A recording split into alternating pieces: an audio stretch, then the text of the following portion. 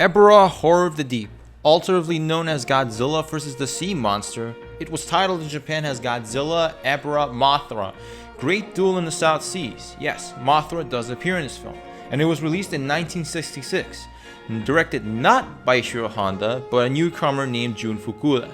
Although Eiji Tsuburaya appears in the credits as the special effects supervisor, it was his protege, Sadamasa Arikawa, who was in charge. Tsuburaya was too busy at the time with his own company producing the Ultraman series, so his role was more of an honorary title.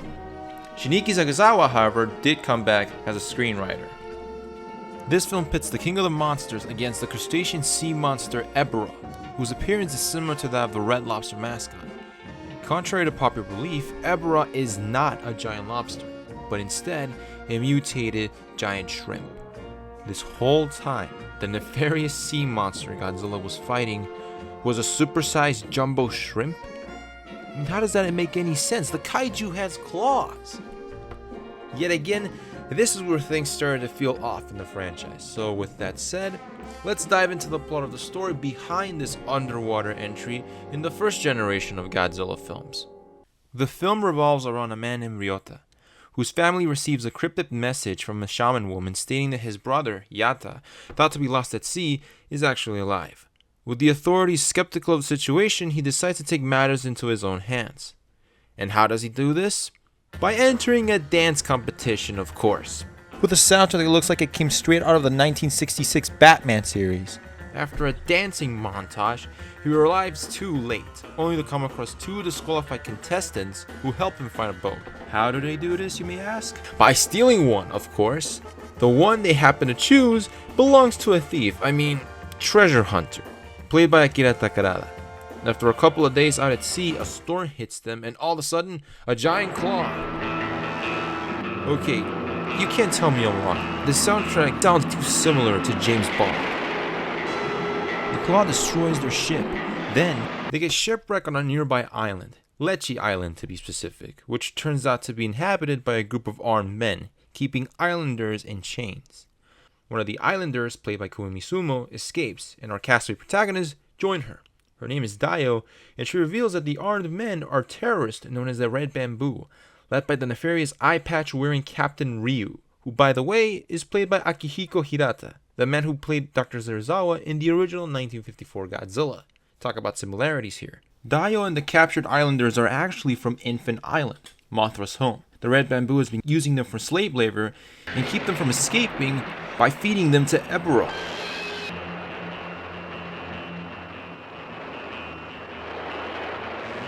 While trying to find a way out, they come across a cave, which happens to be Godzilla's resting place. They then try to find a way to escape by infiltrating their base, but fail, with one of their friends getting captured and Ryota getting stuck on a balloon floating away. With no other options, our leftover protagonists decide to do the unthinkable, awaken Godzilla. How do they do this? They do this by connecting him to a copper wire, which in turn is connected to a sword, acting as a lightning rod. They're waking him up with lightning. But wait a minute, isn't Godzilla's weakness lightning? Why are they using that to wake him up? Maybe lightning can shock him out of his nap. But there's actually a logical and concise explanation behind this. You see, this movie was not supposed to be a Godzilla film. The original star kaiju for this film was actually supposed to be King Kong. You see, Rankin Bass, the company that made those stop-motion Christmas specials we all know and love, asked Toho to make a King Kong movie. They recently partnered with Toei Animation and created an animated King Kong series, marking it the first time an anime series was produced specifically for a Western audience. The film was titled Operation Robinson Crusoe, King Kong vs. Ebirah. However, Rankin Bass didn't like the script because it didn't follow anything from the cartoon. Not wanting to scrap the project, they switched Kong with Godzilla at the last minute.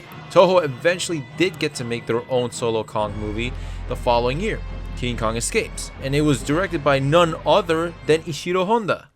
Back to the film. After 1 hour of human interactions and shenanigans, it's officially Godzilla time.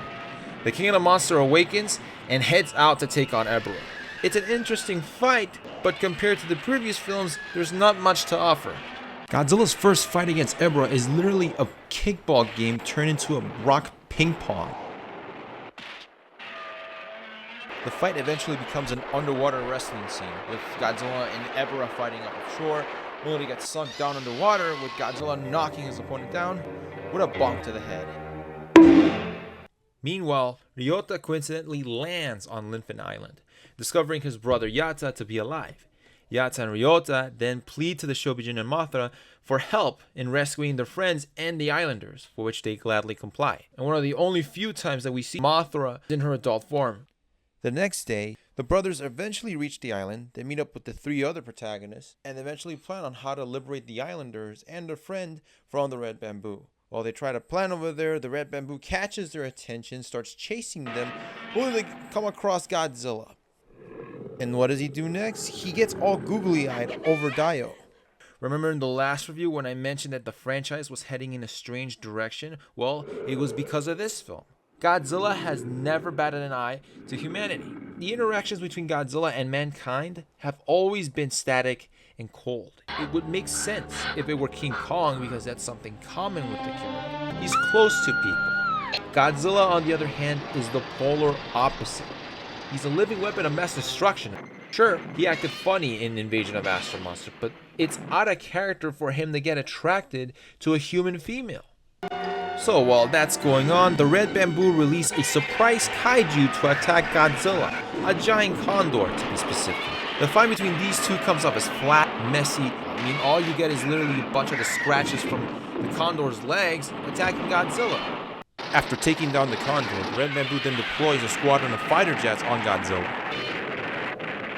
Godzilla eventually destroys them and then proceeds to take down the base with Captain Ryu and his men, then decide to call it quits and initiate the self-destruction mechanism. How do they have a self-destruction mechanism? Because they have a nuclear reactor, that's why.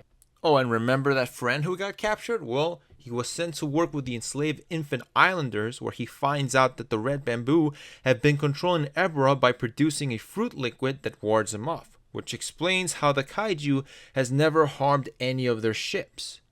He instigates a plan to switch the fruit, creating a phony version. The Red Bamboo leaders attempt to flee, only to get a taste of their own medicine at the hands of their pet shrimp. Godzilla spots him and proceeds to finish the fight they started. This time, the king went in for the kill, ripping off his claws like a dinner at Red Lobster.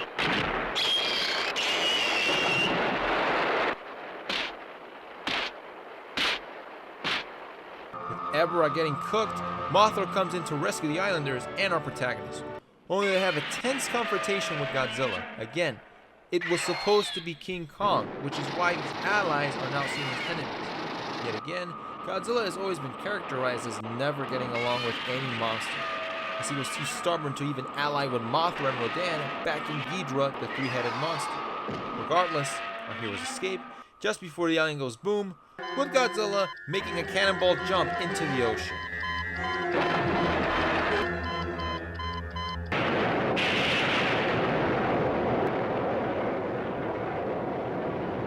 Godzilla vs. the Sea Monster is a mixed entry in the franchise. It's not the best, but it's not exactly the worst. This is the first Godzilla film not to get a theatrical release in the West.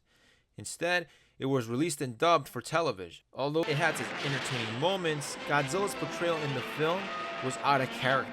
Again, this was supposed to be a King Kong film. The enemy kaiju have no powers whatsoever, which makes it easier for Godzilla to defeat. It's more tongue-in-cheek than it is drama. I'd probably give this film 3 out of 5 stars. It's alright, but weak compared to the previous films that came before it.